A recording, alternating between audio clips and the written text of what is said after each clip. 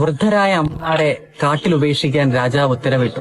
പ്രഭാതത്തിൽ മകൻ അമ്മയുമായി യാത്രയായി. ഘോരവനം, മുൾപ്പടർപ്പിന്റെ യാതന. മുൾപ്പടർപ്പുകൾ ഓരോന്നായി മകൻ അമ്മയ്ക്കായി വകഞ്ഞുമാറ്റി വഴിയൊരുക്കി. യാത്രാമധ്യയാണ് മകൻ ശ്രദ്ധിച്ചത്, അമ്മ ഒരുപാട് പിന്നിലാണ്. തന്റെ വയ്യാത്ത കാലും വെച്ച് തന്റെ ഊന്നുവടി കൊണ്ട് അമ്മ കാടുകൾ ഓരോന്നും വകഞ്ഞൊതുക്കുന്നത് മകൻ കണ്ടു. അമ്മ എന്തിനാണ് ഈ വിഡ്ഢിത്തം? അമ്മയ്ക്കായി ഞാൻ വഴി ഒരുക്കുന്നുണ്ടല്ലോ. അമ്മയൊരുക്കുന്ന വഴി മോനെ അമ്മയ്ക്കല്ല, നിനക്കാണ്. കാടിന്റെ നിഗൂഢതയിൽ എന്നെ ഒറ്റയ്ക്കാക്കി നീ തിരിച്ചു വരുമ്പോൾ നിന്റെ കാലിൽ മുള്ളു തറയ്ക്കാതിരിക്കാൻ, നിന്റെ പാദങ്ങളിൽ കല്ലു തട്ടാതിരിക്കാൻ അമ്മയൊരുക്കുകയാണ് ഈ വഴി. വളരെ ചിന്തിക്കേണ്ട ചില വാക്കുകൾ, ഹൃദയസ്പൃക്കായ എന്ന് പറയുന്ന ഒരു വാക്കുകളാണ് കേട്ടത്. ചെറിയൊരു സംസാരമായിരുന്നു, പക്ഷേ വളരെയധികം ചിന്തിപ്പിക്കുന്ന ചില വാക്കുകളാണ്. ഒരു മാതൃസ്നേഹം എങ്ങനെയായിരിക്കും, അല്ലെങ്കിൽ മാതാപിതാക്കളുടെ സ്നേഹം എങ്ങനെയാണ് എന്നുള്ള വരച്ച് കാട്ടുന്നൊരു ചിന്തയാണ്. ഇന്ന് സമൂഹത്തിൽ പലപ്പോഴും മാതാപിതാക്കൾക്കെതിരെ പല അക്രമങ്ങളും നടക്കുന്നുണ്ടെങ്കിലും എത്ര നടന്നാലും ആ മാതാപിതാക്കളുടെ ഒരു മനോഭാവം മക്കളോട് ഏത് സമയത്തും എത്ര ദുഷ്ടരാണെങ്കിലും തിരിച്ചെന്താണ്. ഈ അടുത്ത് ഒരു ലഹരി കേസിൽ ഒരു കുട്ടിയെ പിടിച്ചു എന്നാണ്. ആ കുട്ടി എന്ത് ചെയ്തിട്ടുണ്ട്, ലഹരിയായിട്ട് വല്ലാതെ മൂത്തുകൊണ്ട് സ്വന്തം മാതാവിനെ വളരെ ദ്രോഹിച്ച് ഒരു വീടിൻ്റെ മുക്കിലാക്കി എന്ന് പറയില്ലേ, ആ രൂപത്തിൽ എന്ത് ചെയ്തിട്ടുണ്ട്, ആക്രമിച്ചിട്ടുണ്ട്.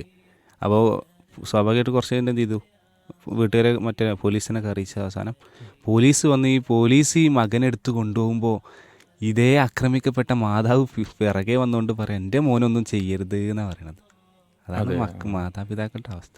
ഒരിക്കലും എന്ത് ചെയ്യില്ല, അവർ മക്കളെ വെറുക്കാനോ മക്കളെ ഒരിക്കലും അവർക്ക് ദോഷം ഉണ്ടാവാൻ ഒരിക്കലും എന്ത് ചെയ്യുന്നില്ല, മാതാപിതാക്കൾ കരുതുന്നില്ല എന്നാണ്. അപ്പോൾ എനിക്കിന്ന് ഇന്നത്തെ ഈ ഒരു ചിന്ത കേട്ടപ്പോൾ എനിക്ക് പഠനകാലത്ത് ഞാൻ പഠിച്ച ഒരു അറബിയിലുണ്ടായിരുന്നൊരു കവിത എനിക്ക് ഓർമ്മ വന്നത്. ആ കവിതയുടെ ആശയം ഇങ്ങനെയാണ്. ഒരു കുട്ടി നടന്നു പോകുന്ന സന്ദർഭത്തിൽ കുട്ടിയോട് പറയാണ്, നിൻ്റെ ഉമ്മയുടെ ഹൃദയം പറിച്ചെടുത്ത് അത് വെട്ടിപ്പൊളിച്ച് ഹൃദയം കൊണ്ടുവന്നാൽ നിനക്ക് ഇത്ര വമ്പിച്ച ഒരു സംഖ്യ ഞാൻ നിനക്ക് തരാമെന്ന് ഓഫർ ചെയ്യാണ് കുട്ടിക്ക്. അപ്പോൾ സ്വാഭാവികമായിട്ടും വലിയൊരു സംഖ്യ എന്ന് കേട്ടപ്പോൾ എന്ത് ചെയ്തു, ഈ കുട്ടി അതിന് മുതിരുകയാണ്. ഒരു കത്തിയൊക്കെ എടുത്ത് വീട്ടിൽ പോയിട്ട് എന്ത് ചെയ്യാണ്, ഉമ്മയുടെ ആ ഒരു മാറിടം പിളർന്നുകൊണ്ട് ഉമ്മയുടെ ഹൃദയം എടുത്ത് തിരിച്ച് ഓടാണ്. വെപ്രാളത്തിൽ ആ ഒരു സമ്പത്ത് കിട്ടാൻ വേണ്ടി ഓടാണ്. ഈ സമയത്ത് കുട്ടി എന്ത് ചെയ്തു, ഒരു കല്ലിൽ തട്ടിയിട്ട് വെച്ച് കുത്തിക്കൊണ്ട് വീഴുകയാണ്. അപ്പോൾ കുട്ടിയും വീണു, കൂട്ടത്തിൽ ഹൃദയം വീണു.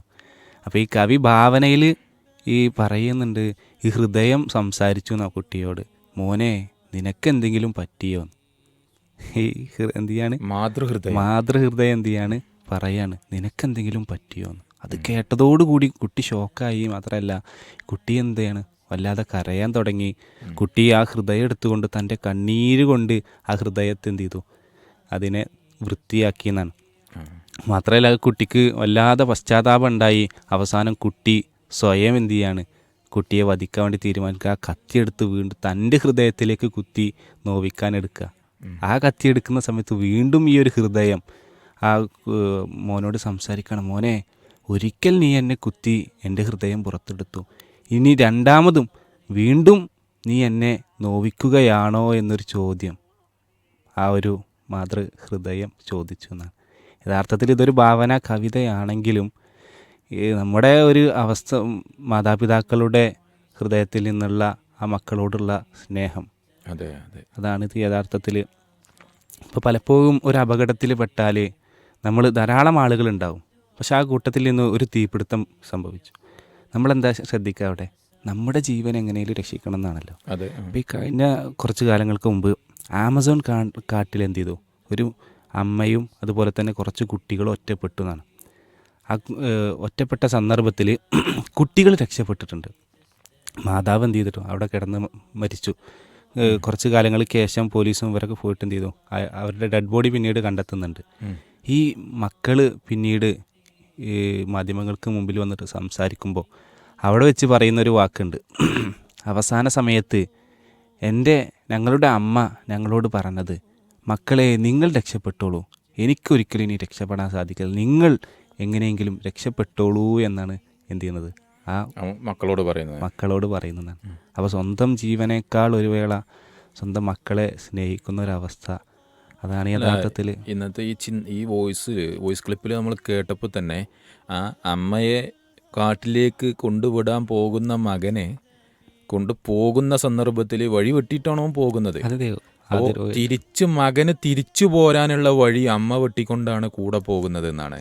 അമ്മ പിന്നില് സാവധാനത്തിലാണ് വരുന്നത്. കല്ലുകളൊക്കെ മാറ്റി അവിടെ വീണ്ടും കുറച്ചുള്ളതൊക്കെ. എന്നെ ഇന്നത്തെ കാലത്ത് ആണെങ്കിൽ ഒരു വൃദ്ധസദനത്തിലാക്കി മടങ്ങിപ്പോരുന്ന മകന് പോകാനുള്ള വണ്ടിക്കൂലി കൊടുക്കുന്ന ഒരു അമ്മ എന്ന് നമുക്ക് വേണമെങ്കിൽ ഈ കഥയെ ഇങ്ങോട്ട്, ഈ വോയിസിനെ ഇങ്ങോട്ട് എന്ത് ചെയ്യാം, ഒരു മാറ്റി എടുക്കാം. ആ രൂപത്തിലാണ് മാതൃസ്നേഹം എന്ത് എന്നുള്ളത് കൃത്യമായി ഉൾക്കൊള്ളാനോ അറിയാനോ സാധിക്കാത്തൊരു സമൂഹമാണ് ഇന്ന് ഉള്ളത് എന്നുള്ളതാണ്. 10 മക്കളെ പോറ്റാൻ ഒരു അമ്മ മതി. ഒരമ്മയെ സംരക്ഷിക്കാൻ 10 മക്കൾ മതിയാകൂല. അതെ, ഇപ്പം കഴിഞ്ഞ ദിവസമല്ലേ സ്വന്തം സമ്പത്തൊക്കെ മക്കൾക്ക് വീതിച്ചു കൊടുത്തപ്പോൾ എന്ത് ചെയ്തു, ആ മകൾ തന്നെ എന്ത് ചെയ്തു, പുറത്താക്കിയെന്നാണ് ഇപ്പോൾ ലേറ്റസ്റ്റ് ആയിട്ടുള്ള ന്യൂസാണത്. അപ്പോൾ ഈ മക്കൾക്ക് തിരിച്ചങ്ങനെ ചെയ്യാൻ സാധിക്കുമെങ്കിലും ഒരിക്കലും എന്ത് ചെയ്യില്ല, മാതാപിതാക്കൾക്ക് മക്കളോട് അങ്ങനെ ഒരിക്കലും ചെയ്യാൻ സാധിക്കില്ല. എനിക്ക് എൻ്റെ ഒരു അനുഭവം അതും കൂടി പറഞ്ഞാൽ നമുക്ക് അവസാനിപ്പിക്കാൻ തോന്നണം. ഞാൻ ഗൾഫിൽ ജോലി ചെയ്യുമ്പോൾ എൻ്റെ കൂടെ ഉണ്ടായിരുന്ന ഒരു പാകിസ്ഥാനിയായ ഒരു സഹോദരനെ, പ്രായമുള്ളൊരു മനുഷ്യനാണ്. മൂപ്പരെ മോനും കമ്പനിയിലുണ്ട്. അപ്പോൾ ഞങ്ങളിങ്ങനെ സംസാരിക്കുമ്പോൾ പിന്നെ ഇവനോട് ഞങ്ങൾ ചോദിക്കും, ഭയങ്കര കമ്പനിയാണ്, ഭയങ്കര നല്ല പിന്നെ ആത്മാർത്ഥ സുഹൃത്ത് എന്നൊക്കെ പറയുന്ന രൂപത്തിൽ, ആ രൂപത്തിൽ നമ്മളെ സ്നേഹിക്കുന്ന ഒരു മകനും വാപ്പയാണ്. അപ്പോൾ എന്തെങ്കിലും ഒന്ന് സ്പെഷ്യൽ ഉണ്ടാക്കി കൊണ്ടുവരും, കമ്പനിക്ക് നമുക്ക് തരും. റൂമിൽ എന്തെങ്കിലും സ്പെഷ്യൽ ഉണ്ടാക്കിയാൽ അങ്ങനത്തെ ഒരു സ്നേഹമുള്ളൊരു മനുഷ്യനാണ്. അപ്പോൾ ഈ മകനോട് ഞങ്ങൾ ചോദിച്ചു, പിന്നെ അല്ല വാപ്പ ഇത്ര പ്രായമായില്ലേ, ആകെ നിരച്ച് നടക്കാനൊന്നും കഴിയില്ല, സ്റ്റെപ്പ് കയറാന്നൊക്കെ പറഞ്ഞാൽ ഭയങ്കര പ്രയാസം മൂപ്പർക്ക്, മരുന്നിൻ്റെ കെട്ട് കയ്യിലുണ്ടാവും എപ്പോഴും, ആ ലെവലിലാണ് മൂപ്പര് ജീവിക്കുന്നത്. അപ്പോൾ വാപ്പ ഞാൻ നാട്ടിൽ നിർത്തിക്കൂടെ എന്ന് ചോദിച്ചു. നാട്ടിലൊരു മോനും എന്തോ ബിസിനസ്സും കാര്യങ്ങളൊക്കെ ആയിട്ടുണ്ട്. അപ്പോൾ ഓൻ പറഞ്ഞു നിർത്താം, ഞങ്ങൾ പറഞ്ഞു പക്ഷെ കേൾക്കുന്നില്ല. അപ്പോൾ മൂപ്പരോട് ചോദിച്ചപ്പോൾ മൂപ്പര് പറഞ്ഞത്, ഓല മക്കൾ എന്തിനാ, നമ്മൾ ഓൽക്കൊക്കെ കുടുംബവും മക്കളും ഇതൊക്കെ ഉണ്ട്, നമ്മളെന്തിനാ ഓല, എനിക്ക് ഇവിടുന്ന് കാര്യമായിട്ട് ജോലിയൊന്നും കൂടുതൽ അത്ര സ്ട്രെയിൻ ചെയ്യേണ്ട ജോലിയൊന്നുമല്ല, എനിക്ക് ഇവിടുന്ന് കിട്ടും. അതുകൊണ്ട് ഞാനും എന്ത് ചെയ്യുന്നു, ഓല ബുദ്ധിമുട്ടിക്കാതെ ചെയ്യും. ഇതാണ് മാതാപിതാക്കളുടെ ആ മക്കളെ ബുദ്ധിമുട്ടിക്കണ്ടെന്ന് കരുതിയിട്ട്. അതെ, ആ മാതാപിതാക്കൾക്ക് വേണ്ടിയുള്ളൊരു പ്രാർത്ഥനയൊക്കെ. അതെ, റബ്ബി റഹ്മഹുമാ കമാ റബ്ബയാനി സഗീറാന, എന്നെ എങ്ങനെ ചെറുപ്പത്തിൽ അവർ പോറ്റിയോ അതേ രൂപത്തിൽ വലുതാകുമ്പോൾ അവരെയും സംരക്ഷിക്കണേ എന്ന് റബ്ബിനോട് പ്രാർത്ഥിക്കാൻ മക്കൾക്ക് നിർദ്ദേശം കൊടുത്തതാണ് ഇസ്ലാം. അപ്പോൾ വളരെ ചിന്തിക്കേണ്ട ഒരു ചിന്ത തന്നെയാണ് ഇന്ന് നമ്മുടെ മുമ്പിൽ കേട്ട ആ വോയിസിലുള്ളത്. മാതാവ് എന്ന് പറഞ്ഞാൽ ഒരു സൂചി കൊണ്ടുള്ളൊരു കുത്ത്, ഒരു ഇഞ്ചക്ഷൻ പേടിച്ചിട്ട് കരഞ്ഞ പെണ്ണാണ് പ്രസവിച്ചിട്ട് പുഞ്ചിരി തൂക്കി നിൽക്കുന്നത്. അതെ അല്ലേ?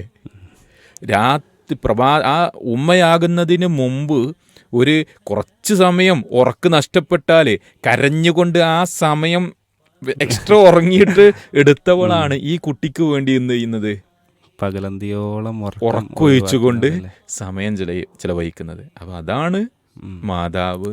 ആ മാതാവിൻ്റെ മാതൃത്വം അത് അറിയാനും അതനുസരിച്ച് കൊണ്ട് ജീവിക്കാനും ശ്രമിക്കണം എന്നുള്ളതാണ് നമുക്ക് ഈ ഒരു ചിന്തയുടെ സന്ദേശമായിട്ട്. അതെ, അവരുടെ പ്രയാസങ്ങൾ അറിഞ്ഞുകൊണ്ട് ജീവിക്കാൻ ശ്രമിക്കണമെന്നാണ് സഹോദരങ്ങളോട് നമുക്ക് സൂചിപ്പിക്കാനുള്ളത്. അതോടൊപ്പം മക്കൾക്ക് നന്മക്ക് വേണ്ടി പ്രാർത്ഥിക്കുന്നവളാകണം ഒരു മാതാവ്.